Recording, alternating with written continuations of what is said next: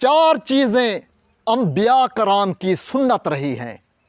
آپ صلی اللہ علیہ وسلم نے فرمایا اربع من سنن الانبیاء کہ 4 چیزیں تمام انبیاء کرام کی سنت رہی ہیں۔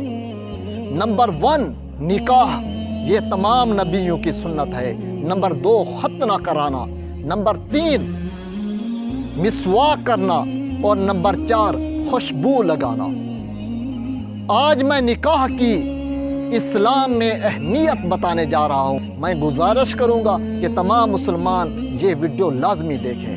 آپ صلی اللہ علیہ وسلم نے فرمایا النکاح من سنتی، نکاح میری سنت ہے۔ حدیث کے الفاظ ہیں فمن راغب عن سنتی فلیس منی، کہ جس نے میری سنت سے منہ موڑا، میری سنت پر عمل نہ کیا، وہ مجھ میں سے نہیں۔ یہ آپ صلی اللہ علیہ وسلم کی حدیث ہے۔ جب ہم کسی سے تعلق توڑتے ہیں، کسی سے سخت ناراض ہوتے ہیں، تو اسے یہی دھمکی دیتے ہیں کہ آج کے بعد تیرا میرا تعلق ختم، مرنا جینا ختم۔ تو نبی کریم صلی اللہ علیہ وسلم رحمت للعالمین کیا فرما رہے ہیں کہ جس نے میری سنت پر عمل نہ کیا وہ مجھ میں سے نہیں، اس کا میرے ساتھ کوئی تعلق نہیں۔ اور آپ صلی اللہ علیہ وسلم نے فرمایا النکاح نصف الایمان، نکاح آدھا ایمان ہے۔ اگر ہمیں کوئی کہے کہ تم بے ایمان ہو، تمہارا ایمان مکمل نہیں، تو ہم کتنا غصے میں ہو جاتے ہیں کہ ایمان، میرے ایمان کی بات کرتا ہے۔ لیکن جو شخص فرصت کے باوجود، کسی مجبوری کے نہ ہونے کے باوجود نکاح نہیں کرتا، تو فرمایا اس کا آدھا ایمان ہے۔ آدھا ایمان اسی نکاح میں ہے۔ جب نکاح کرے گا تو اس کا ایمان مکمل ہوگا۔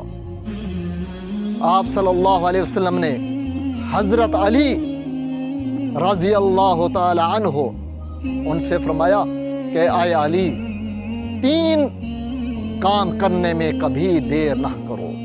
پہلا یہ کہ جب کسی غیر شادی شدہ بندے کا یا بندی کا، مرد کا یا عورت کا مناسب رشتہ بھی مل رہا ہو اور کوئی مجبوری نہ ہو، تو اس کے نکاح میں، شادی میں دیر نہ کرو۔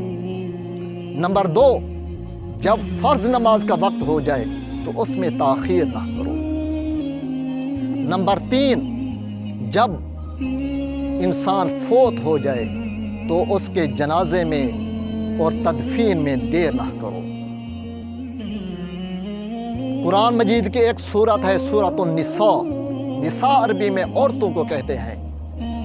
اس سورت میں یہ آیت ہے فَانْكِحُوا مَا طَابَ لَكُم مِّنَ النِّسَاءِ مَثْنَىٰ وَثُلَاثَ وَرُبَاعَ، فرمایا اگر تم استطاعت رکھتے ہو تو 2 نکاح کرو، 3 کرو، 4 کرو۔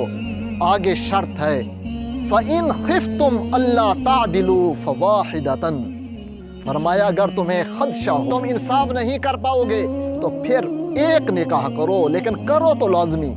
فَانْكِحُوا یہ حکم ہے، امر ہے۔ اور یاد رکھیں کہ جب گناہ کا خطرہ ہو تو اس وقت یہ نکاح کی سنت واجب ہو جاتی ہے۔ جب انسان سے زنا کا خطرہ ہو، بھٹکنے کا خطرہ ہو، تو پھر نکاح واجب ہے۔ اور اس وقت کسی مجبوری کے بغیر بھی نکاح نہ کرنا یہ سخت گناہ بن جاتا ہے۔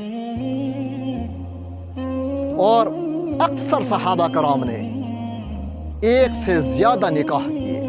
تاریخ میں صرف 1 صحابی ملتے ہیں جن کا صرف 1 نکاح ہوا، اور باقیوں کے 1 سے زیادہ نکاح ہیں۔